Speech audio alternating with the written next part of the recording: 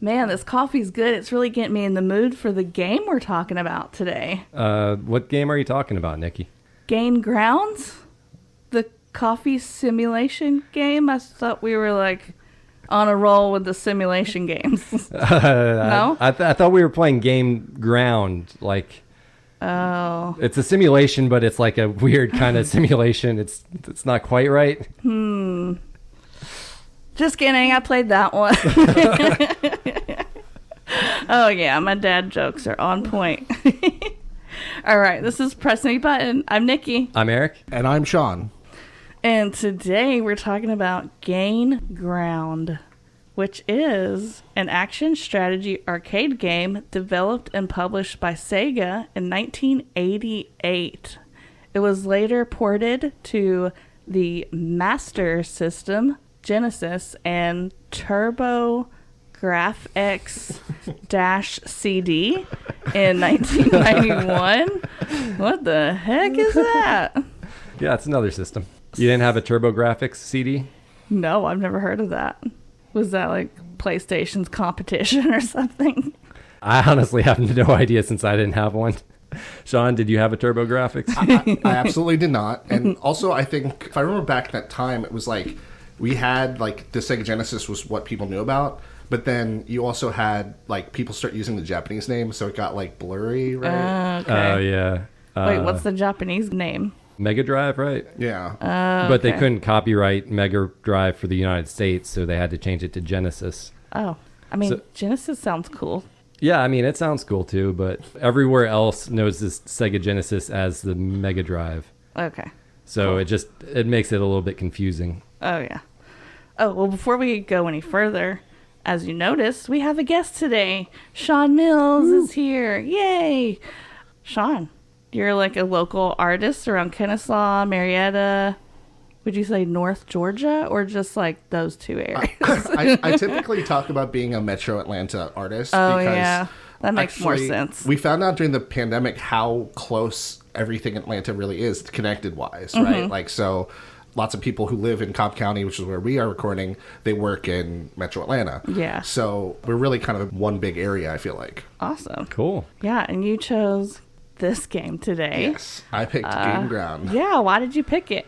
So first of all, I want to do a little meta commentary. I heard last week you were joking about like, oh, Sean's on, this is a dream of his. And, and I didn't want to say it is kind of a dream because it's so rare to get like video game discourse that's fun. Like so much of it is so negative, like Gamergate stuff or people who are like, they have these huge like chips on their shoulder about art. So talk about a game in a positive way where we've all played it and we all have a common thing that's going to be really fun and exciting for me. And then also, like, I think this game is something that we probably have in common around the same age where I didn't play it growing up, but I played it as a part of a suite of, like, a collection for the PS2. So I think that's something that's very relevant right now where we're sort of nostalgic for things we never even played the first time. Just the style of it and the system even. It's like, oh, Sega. Yes. Yeah. And I agree with you that it can seem like there's a lot of unnecessary gatekeeping when it comes to like video games and like the different types of games. And I don't know, I feel like some groups and some communities are worse than others. Yeah. And being a female gamer, I definitely want everyone to feel welcome. And if you game, you game. You don't have to be hardcore. You can still be a gamer and just play however you want to play. You know, everyone does it differently, and that's okay. Yeah. I'm glad you just brought that up because I didn't want it to sound patronizing, but I do think it's really cool that as a podcast, like I've tried to do podcasts where, you know, two guys talking, which one's which, but just having a female voice as a ping pong is really refreshing. And then also you have like a southern voice that's like not as represented as much, I think, in the podcast space. And oh, thank you. You also are like kind of chill. Man. It's like, I don't know if you listen to a lot of game podcasts, but like Heather on Campbell for a video game podcast, she's like kind of an example of like, usually women are very type A, like they're like, I know it all about this game, and you're like really relaxed about like, yes, could be not, I don't know. It's like it depends on the game. Certain games I'm like, I know my stuff and I get obsessed. Yeah. And then other games I'm like, yeah, you know, whatever. But that's just my personality. That's how I game. And so I used to try so long to get rid of my Southern accent, so that's funny that you bring that up. You should hear my sister or my mom. Man, their accent's really thick. Or when Nikki's around her sister or her mom, because their accent comes out even more then. It does. As I used to hate Southern accents when I was younger, because I'm like, oh, that makes you sound stupid, blah, blah, blah. But now I enjoy all types of accents. I just think it's really super cool that like we speak in different styles just based off where we're from. It's just, I don't know, I appreciate it a lot more now. Yeah, and I feel like it's kind of a shame that like the further we go, the more accents seem to kind of be going away. Yeah, which is kind of sad. Well, to help you get back on track, I wanted to mention that another part of this for me with Sega was that, you know, when you're a kid, you don't have your own budget. So whatever your thing is, if your family's a PC family or Super Nintendo, whatever, you're on that track. Oh, yeah. So we were a Super Nintendo family. And so Sega had like a little mysteriousness of like, maybe you played at your friend's house, maybe you played the demos at Walmart. But the commercials were very cool at that time. Like they had this whole ad campaign where like a person would say Sega at the end, and you didn't know like who was going to say it. So there was a little bit of that of like Sega was like a little more stylish, but like Nintendo felt like it had better like gameplay. That was my perception as a kid. Yeah. Like Sega definitely seemed a little bit more mature. I remember more edgy. Their ad campaign, Sega does what Nintendo don't. I remember like great stuff like that, but they were always kind of like taking jabs at Nintendo. Yeah. Even the style of it. It's like Sega's kind of like rounded off and it's all black. And then the Nintendo is like gray and light colors and purple and stuff. And it's like totally different vibes. But yeah, when you're like a kid, stuff like that matters where it's like, oh, no, I need the coolest thing. I need to be as cool as I can. But yeah. I remember one of our neighbors had a Sega, and we would, like, he was so nice because they didn't have any kids, but they would let us come over and play their Sega for a little bit every now and then, and it was fun. But we mostly played Sonic, so we didn't play, like, arcade games and stuff like this. But yeah, we haven't really done, like, a game like this in a while, like an arcade game, right? Yeah. So, yeah, it was a good pick for variety, you know. Definitely. Yeah. All right. Are you guys ready to get into the history? Yes, please. Yeah, let's do it.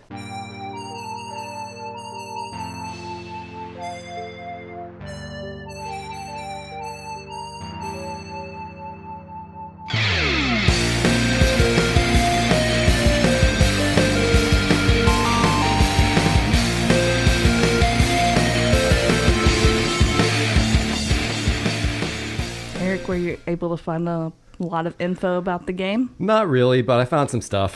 Okay. I found as long as you're able to some find things something to talk about. I think I found enough. So let's start in the late 70s, early 80s. Before we were all born. At the time, Sega was one of the top 5 arcade manufacturers in the U.S. They had some really big hits like Head On and Frogger, which was licensed from Konami.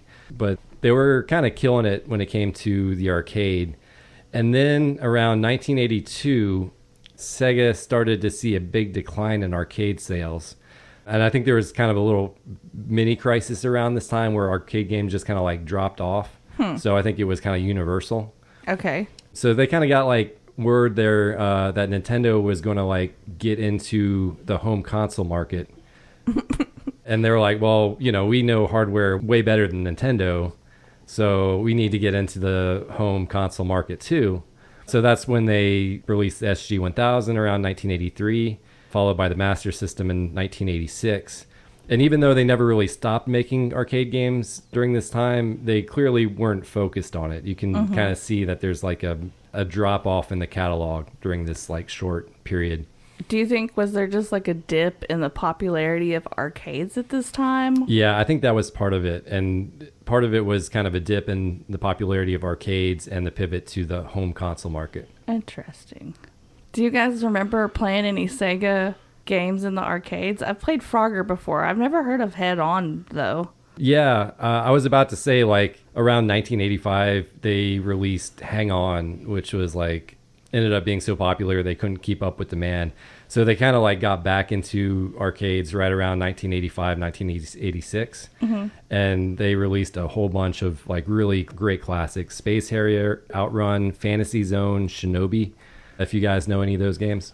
Yeah, and, like, as a kid, I didn't really follow the name, so I was probably playing Sega games in the arcade, but I didn't know, like, oh, this is a Sega one. Yeah. But for me, at least, arcade games were, like, the best thing for me as a kid. You know, if you get dropped off at the mall or whatever. I remember there was one story in Marietta, there was a arcade next to the grocery store. My mom would drop me off.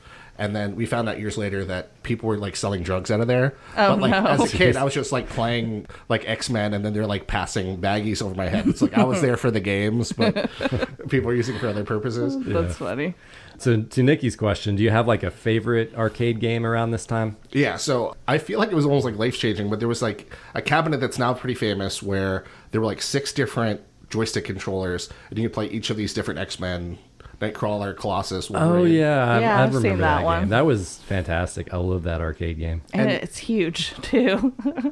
Yeah, and perfect tie-in that, for me, like, that was an introduction to an art style. Like, once again, I didn't have words for it, but, like, seeing the way that they draw the characters and for video games, pixel art, the art on the side of the cabinet, I was like, what's this? And I bought my first X-Men comic. Like, it was, like, life-changing. Oh, that's awesome. For me, like, I remember there was a Simpsons arcade game back in the day, and I remember playing it, and, like, it was the coolest thing ever. Like, it was fun. Like, it played well. It had all the characters. It had, like, comedy in it.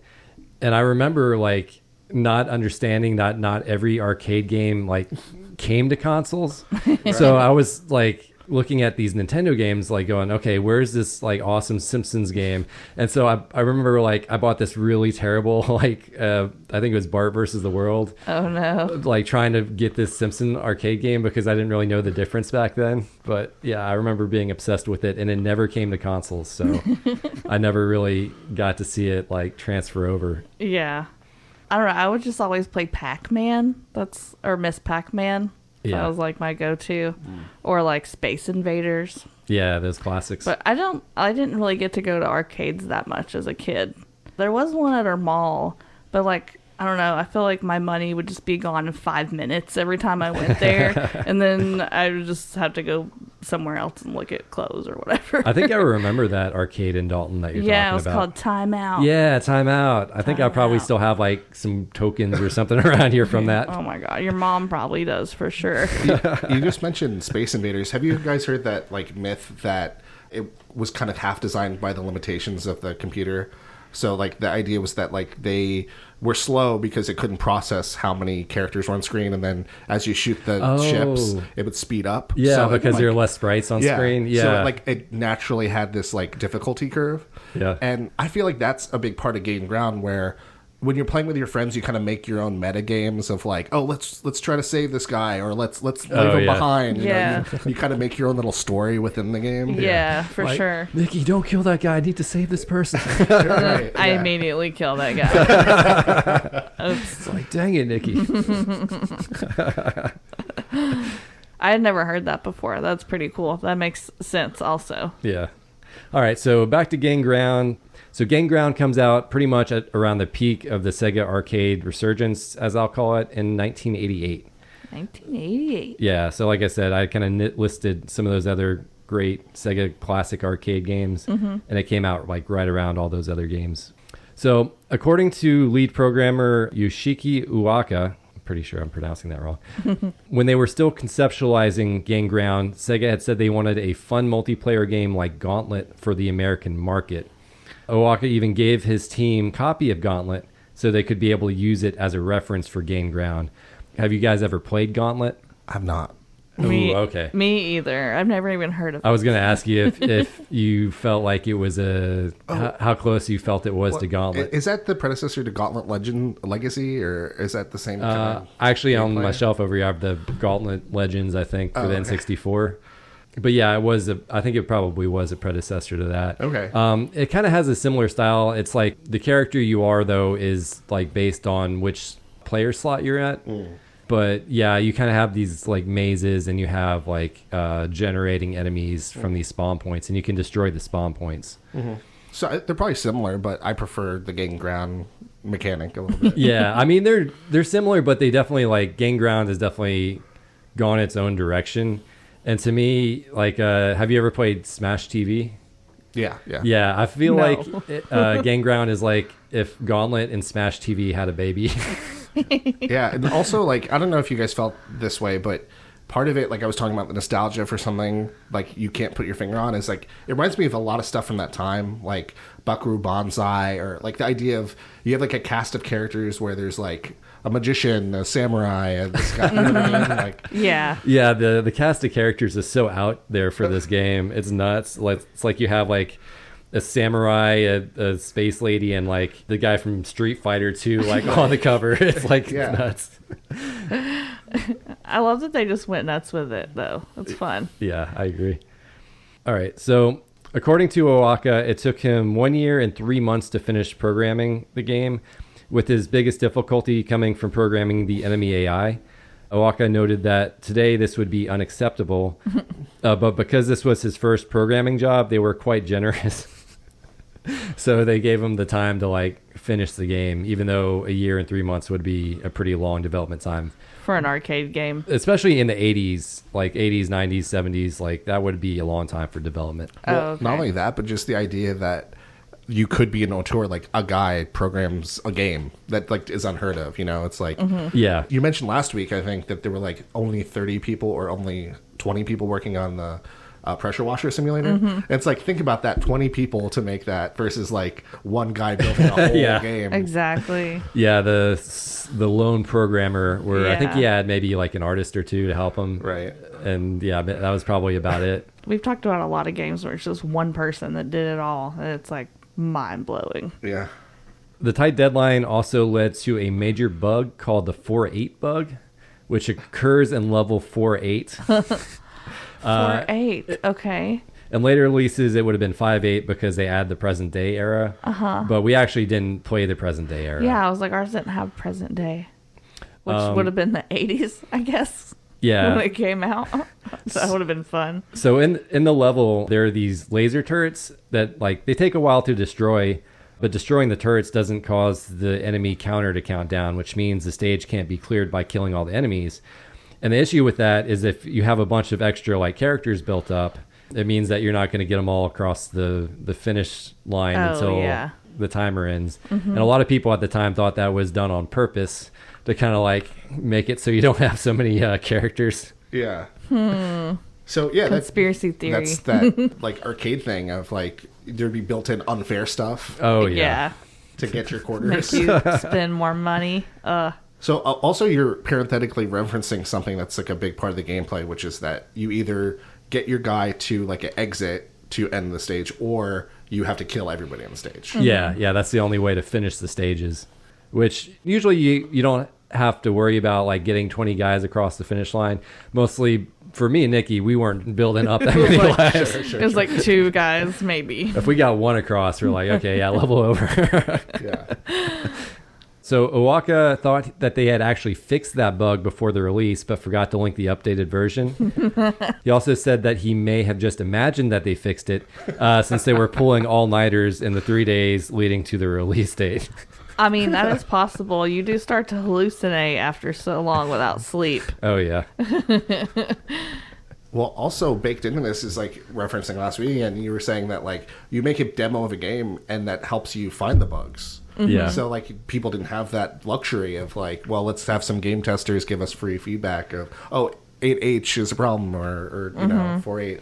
Yeah, and there was a huge rush on their part to finish the final stages, so it makes sense that there's kind of a bug in one of the stages. For sure. So Game Ground mostly received positive reviews when it was released. I unfortunately couldn't find any sales information. I usually like to bring that up, but Since it's arcade, it's probably hard. yeah, it's Until- tougher. It's an older Yeah. game, and it's kind of tough to find some information on older games like that.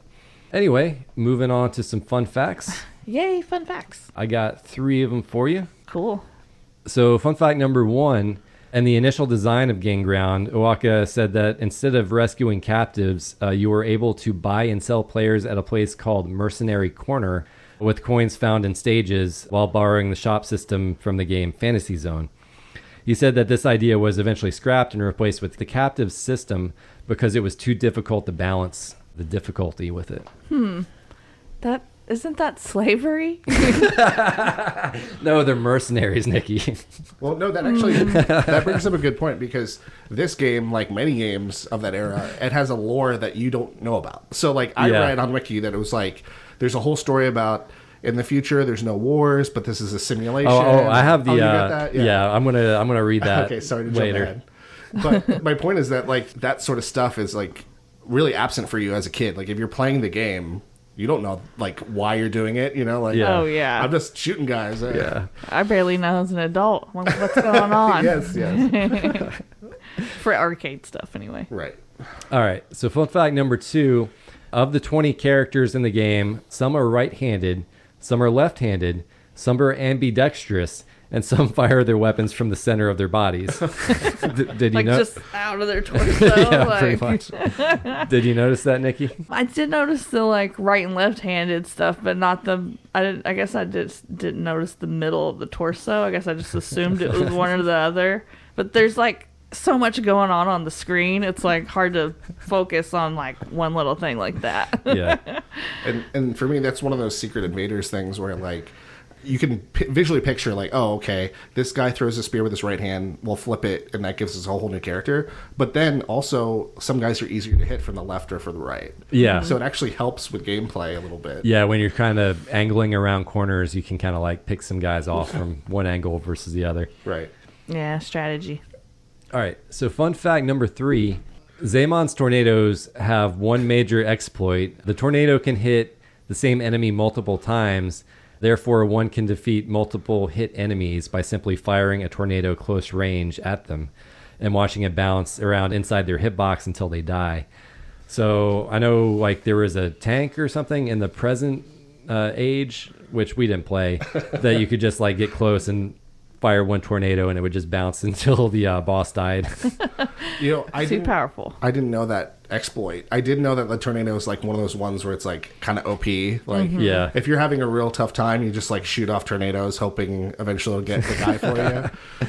My problem with that character is I could never get him to survive long enough to like do anything with the tornadoes. Exactly. I would shoot off like 2 tornadoes and then die. I'm like, you're so cool if I could only stay alive.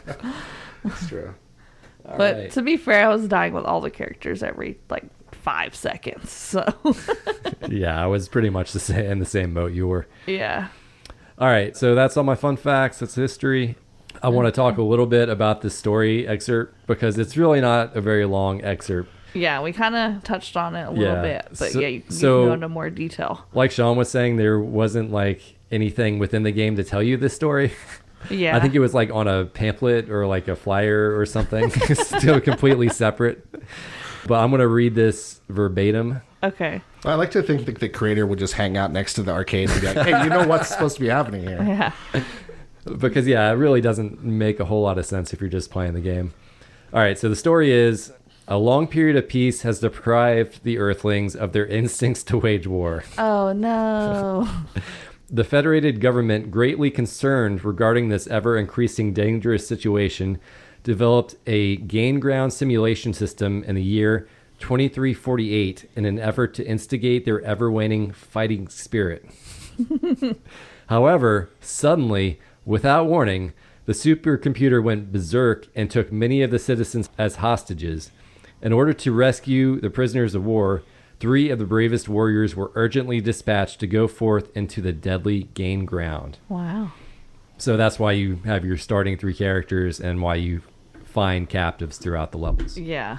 Well, I think like the only takeaway for me is like, does it justify the idea of having all these weird, different, colorful characters and all these different, colorful enemies? Mm-hmm. So it's like, that's all you really need from the thing. It's like, whether it's a wizard or whatever, you're just like, why is there all these different cultures smashed together? Yeah, why are these like high fantasy magical knights like fighting alongside like samurais and like RoboCop with the bazooka and like archers and spear throwers and stuff? Yeah.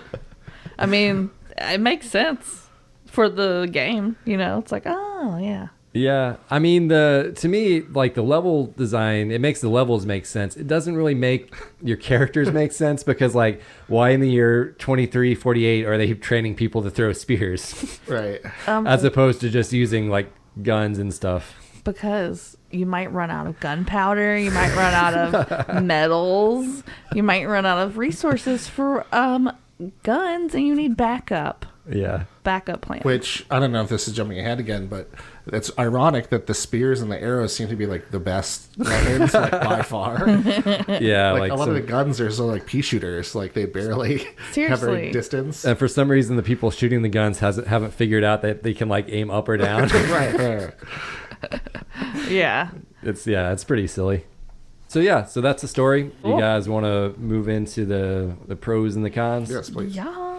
Let's start with Sean, since you picked it. I'm sure you have a lot of stuff that you like about the game. Yeah, and the number one thing is, I think it's probably prevalent for you guys, is that, like, I think it's fun to play with a friend. Mm-hmm. Yeah. So I felt like it was a good pick for you guys, thinking, like, about your specific dynamic. Because it's like D&D or something where it's not really fun to play it by yourself. Like, maybe you have a sense of accomplishment, but really it's like, can we do this? And the fact that it's hard is like part of the fun of like you get accomplishment together, like, oh, we saved him, or oh, we get this level. Yeah, you get that sense of joint accomplishment. Mm-hmm. Yeah. And then also I get a rush of like the fun of like, it's a Pokemon thing of you get a new guy and then you want to see what he can do. Yeah. Mm-hmm. So that's like a real like collect refreshing, all the players. Yeah. Yeah. Collect them. I like that there's just like so many different characters too, like 20 different characters. They all have different weapons, different looks.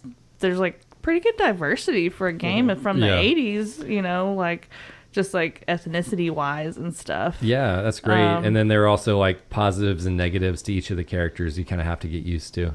Like some characters like super speedy, some are slow, some have like different types of weapons and stuff. Which ones are speedy? Because I didn't get any of those. It's relative. Like speedier than the slow ones. Yeah, they all feel slow, but Gotcha. Well, and the other big thing for me, I don't know if it registers for you guys, but I really, really love, and this goes for other games too, the idea of having multiple win cons. So the idea of like being able to just be evasive and then run to the exit, or try to kill stuff. That's actually kind of ahead of its time. Like, I think most games, the easiest like gameplay mechanic is just, oh, you have to kill everybody to win. Yeah. But being able to be a pacifist or selectively pacifist, that adds a huge like level of fun to that game challenge, I think. Yeah, the multiple ways to like clear the screens or beat the screens. Yeah, it's a really nice touch. One of the things I was impressed about is like, this is a 1988 like arcade game. Usually you don't see arcade games like this that have this much depth to them. Mm-hmm. Like we were saying, you know, there's 20 characters to be found. You can collect them throughout the stages, but yeah, it's like you didn't see this a lot back at the time. Right, like compared to like Donkey Kong, like what new thing happens on the fourth stage that doesn't happen in the first one. I want to know who's in like arcade collecting all 20 characters. That's hardcore right there. Oh yeah, you know, there are definitely kids who are doing that. Yeah. One of the things I really like is the music for this game is like really good. Yeah, music is absolutely fantastic. For an arcade game, you think it'd just be like one song over and over again, because like it's built to be like a bunch of different people coming through. But they actually have a pretty good amount of music, I feel like. Yeah, and the tracks, like, they go on for a while before they loop, which is super cool. So it's like, yeah, you make it to this far in the track, and you get to this part maybe you hadn't heard because you've been beating the levels quickly or something, and you're like, oh, yeah, this is cool. You're jamming out to it. The soundtrack is fantastic. I love it. I like that in hard mode, you get to start with all the characters. Yeah. So, like, if you weren't very good at the game, or like you didn't get to play it for that long, it's like a really cool way to like get to see what they all do. I mean, there's so many of them, and you can just like and they can be pretty tough to like rescue too. So it gives you a nice chance to just have a chance to play as all of them. Mm-hmm. Do you have anything out there? Cool. Yeah, I had a couple things. Okay, yeah, I have so like one more. I feel like the difficulty ramp is pretty good. Like, the first era feels like pretty easy, not too easy, but then when you go further and further, it gets harder and harder. And that last era, man, it just gets so difficult, especially that final boss. But I feel like the final boss is actually one of my cons. Yeah, fair enough. I think it's cool that if your character dies, you can rescue your character. Oh, yeah. So you're That's not huge. just out that character forever. Right. And it adds a little like extra kind of mission for you because now you have to go pick up this person and get them to the exit. Basically. Yeah, it's like, oh, I lost a life, but maybe not if I rescue them. Yeah, exactly.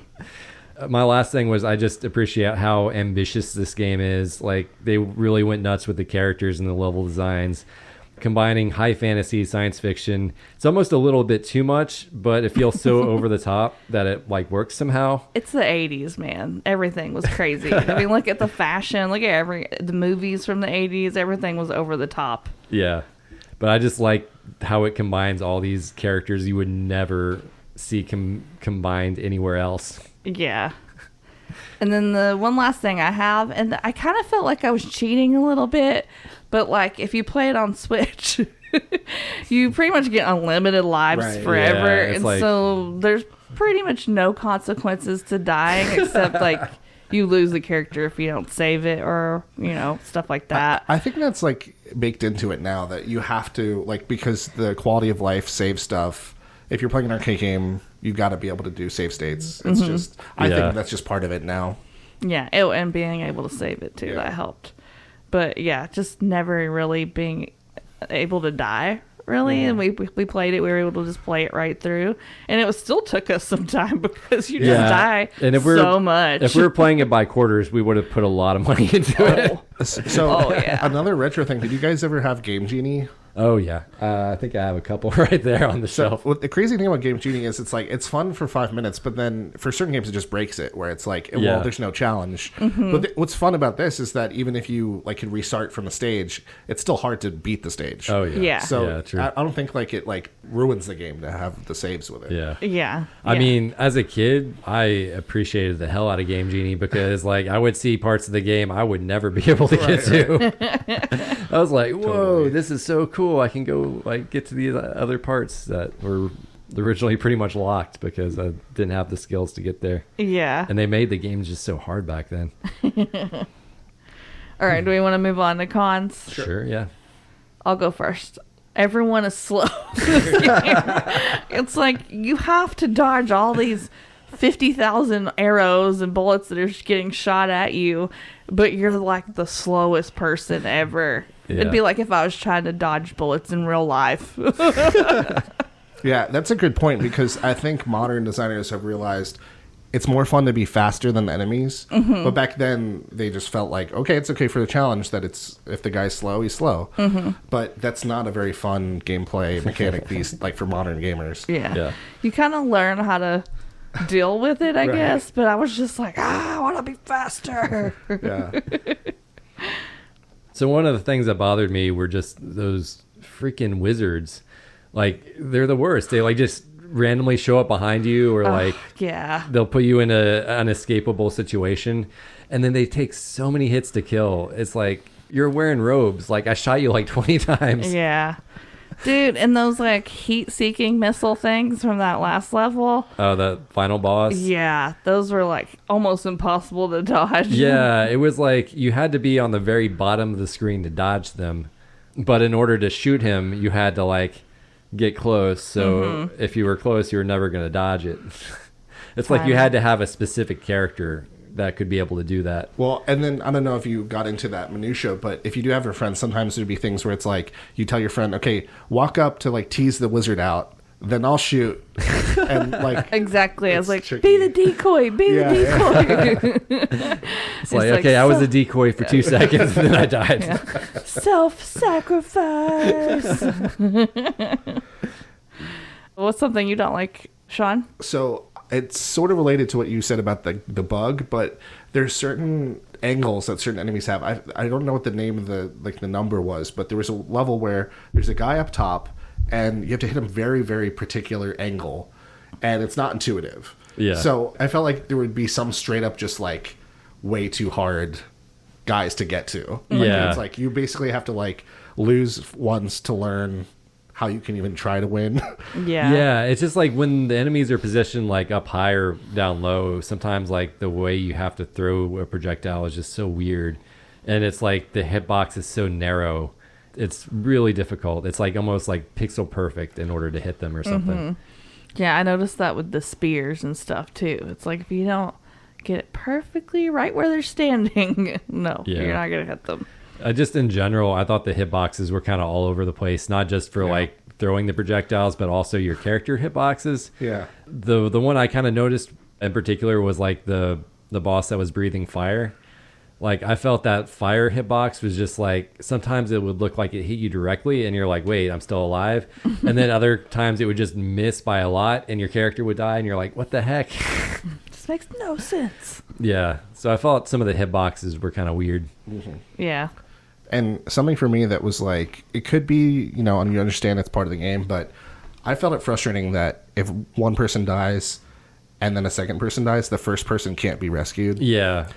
So like, it'd be nice if you could just like rescue as many people. They're just like down, but Yeah. you'd have to be like, okay, chill out for a second. Let me rescue one guy. Then you can be aggressive again. Yeah. Yeah, I noticed that when playing with Nikki. I'm like, I lost that really cool guy. I'll try to get him. Like, oh no, she died, so now it's her guy who replaced him Right. on the screen. Oops. My bad. No, it's not your fault. It's just part of the game. Yeah. Yeah, I guess they don't want you to be able to get all your characters Right. back Yeah. willy-nilly. I don't know if it's a con or not, but I think this game is definitely more fun to play with people than it Sure. is by yourself. Definitely. Yeah. If you're playing by yourself, you're just, I don't know how you're going to do it. You're just going to die a lot. Like, yeah.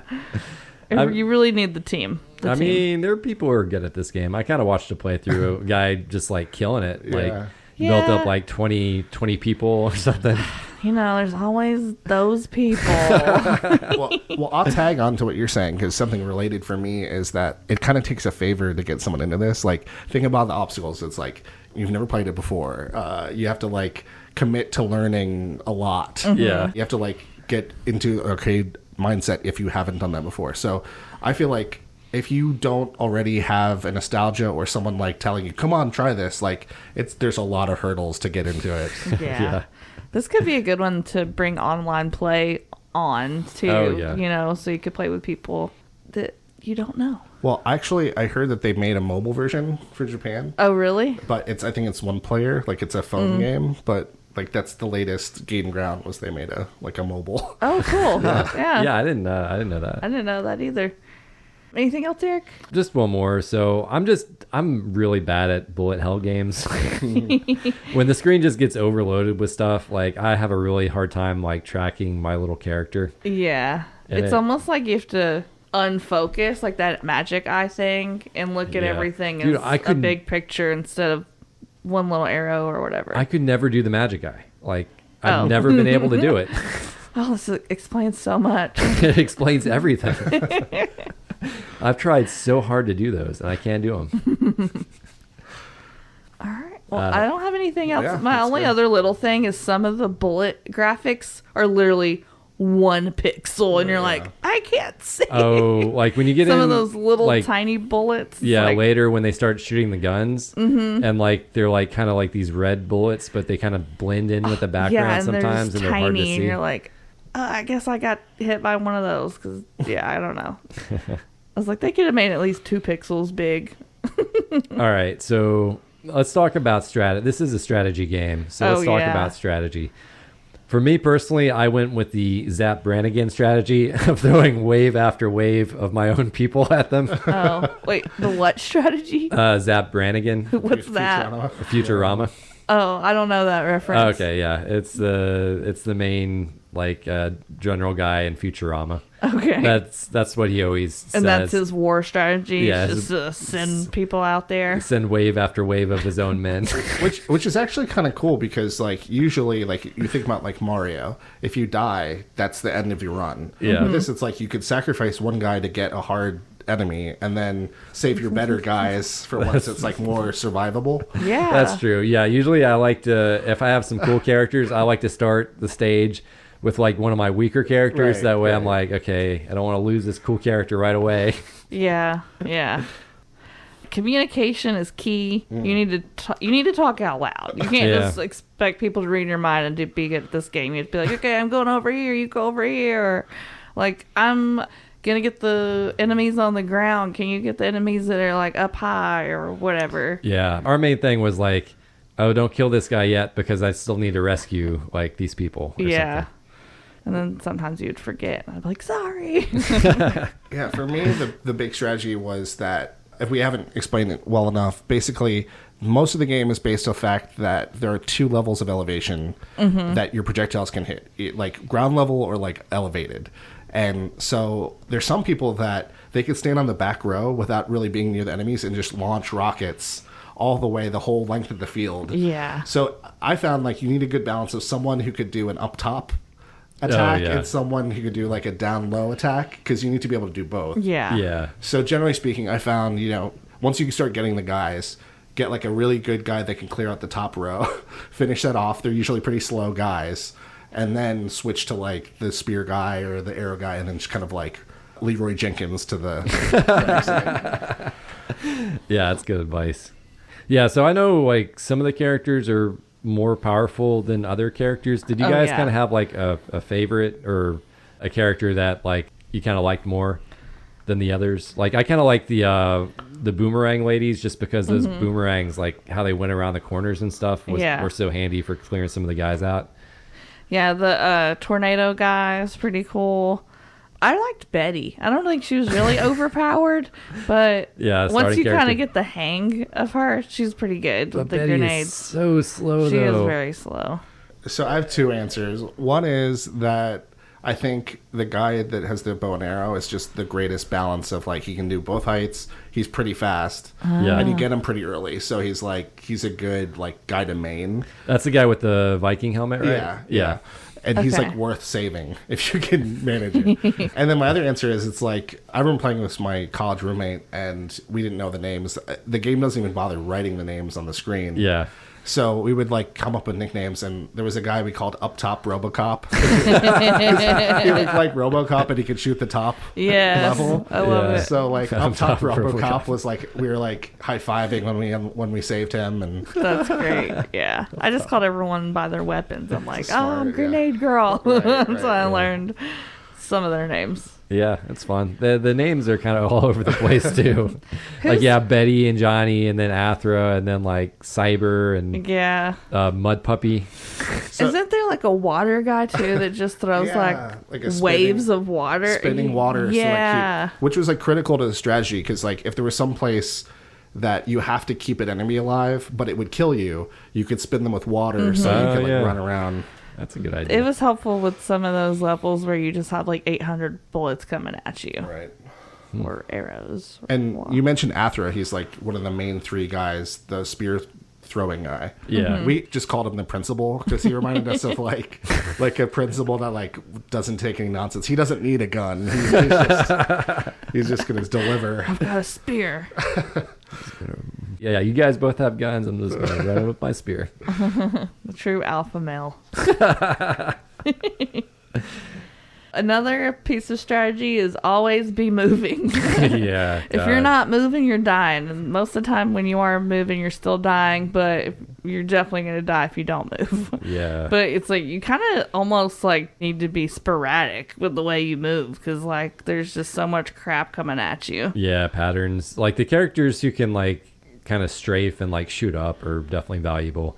Like Betty is valuable in the sense that like her grenade will always go up, so you can like be moving to the right and throw it. Oh, yeah. I wasn't good enough to think about that. Man, you should have told me that before, Eric. I didn't think I need to say it out loud. All right, that's all I got. Yep. You got anything else, Nikki? Okay, well, I like to say dumb stuff because sometimes it's not always obvious, but like I didn't realize that every character had 2 attacks until you told me. And that really is a game changer, let me tell you. When you have like a stronger attack and a weaker attack, but the weaker attack's usually a lot faster and you can use it like quicker. But the stronger one might have a little bit of like a cooldown time. So, they actually vary quite a bit, because I think of like Johnny, like his main attack is actually probably better than his special attack, which his special attack is just like his main attack, but it shoots up.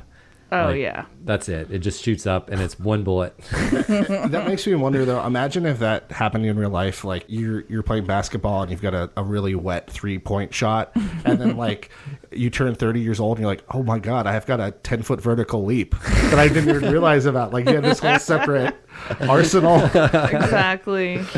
Oh man. I don't know why I did not figure that out. I was just like, I think there's just like too much stuff going on. I was like, I'm panicking. and I was just using what I knew. I was like, I knew how the 1B moves, so let me Could do you speak that. to that? Is that like a male female thing? Is that like a only child, multiple child thing of do you button mash or not? Because I feel like the first thing I do is like, what is like just touch Honestly- every button and Every see what it button. does. Yeah. Honestly, normally I do. I don't know. For this one, I don't know really what happened. I just had a brain. You're just so thankful. You're like, Like- I love this gun. I don't need to check out Exactly. whether it got bombs or not. It's like I'm freaking out and I know this is the attack button.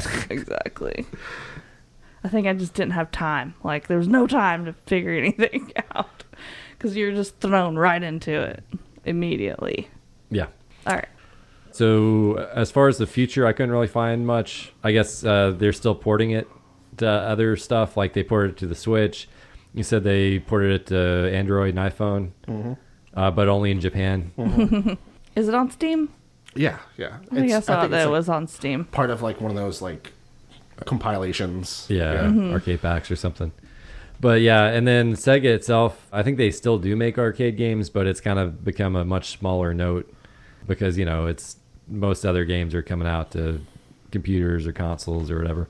Gotcha. It's become a much smaller market than it used to be. Not to dig too deep into the weeds with this, but I think a cool thing is we don't have to worry about it being saved for the future because like if there's an in-between technology, like if there was a game on Nintendo GameCube, it might not get ported to the next system. But now there's enough legacy fans. They're like, we know how to port stuff that was on the Sega Genesis, and it only takes like 5 megabytes. So Yeah. like, from now on, that port will keep living up to the next level. Yeah. I think Yeah, so, there's no too. reason not to just port it to whatever like new consoles out there and Switch 2 or make your whatever. $2 or however much you want to charge for it. Right.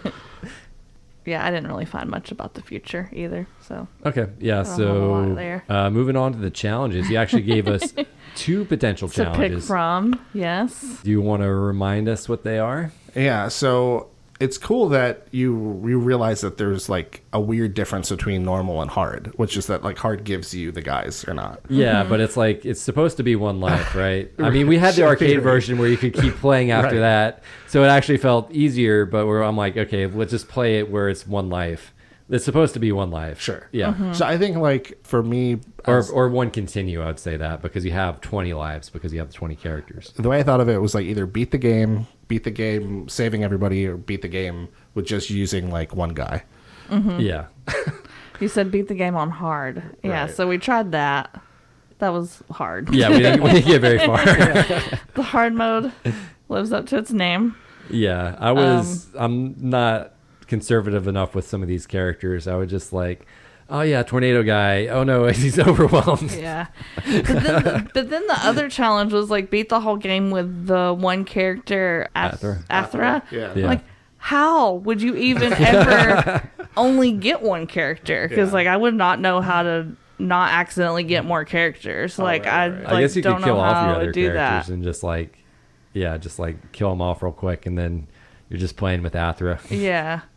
I guess that's a challenge within a challenge. Anyway, we failed. Long story short, this is a long way of telling you that we Yeah. did not succeed. Well, All right. hopefully it was a little bit more obtainable than last week, where it Oh was my like gosh. 24/7 days. You mean you didn't accidentally make up something that was literally impossible? Whoops.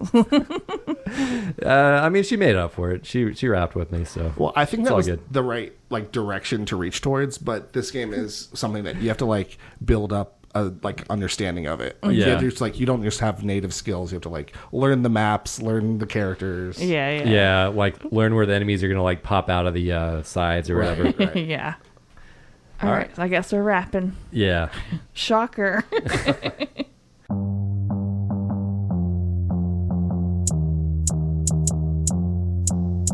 Betty, the bossest. Cyber, he cautious. Honey, go off, and Rifleman gone. Have a plan to put you in a coffin. Don't do no more talking like Ather who's tossing. Spears, ripping tears, causing fears and big losses. Gain ground, my heart pound every round. Think I found a hostage in the crowd of digital forces from mainframe authors. The federated government, some lame brain monsters. I done told you to step off, crew full of mobsters. Like General who'll bring the flame, you better not cross us. Ather's my name and chucking spears is my game. My aim's a little lame and my arms inflamed, but they maim just the same. There's no need to defame. I'm proclaiming, I'll reclaim all the dames who were tamed. What the fuck, Johnny? They gave you a gun? And what the fuck, Betty? They gave you a gun and grenades by the ton, but to me they gave none. I'm stunned, shit's a fucking 2351, but I know I'm not done, so I can't sit on my buns. Gang ground's begun, and I know I can run. Zamon's got puns, and the elf guy can stun, so I'll sprint till I won with my best friend Gascon. As good as spaghetti, aloof as a yeti, shoot grenades like confetti. It's your petty girl Betty, cut 'em like a machete. Picture it Getty, gang ground steady. You better get ready, things gonna get heavy. Talking Dan Levy, rev it up Chevy, drink a strong bevy. Don't bet against me, or you'll pay the fee. I'm scarier than the sea, winning that's a guarantee.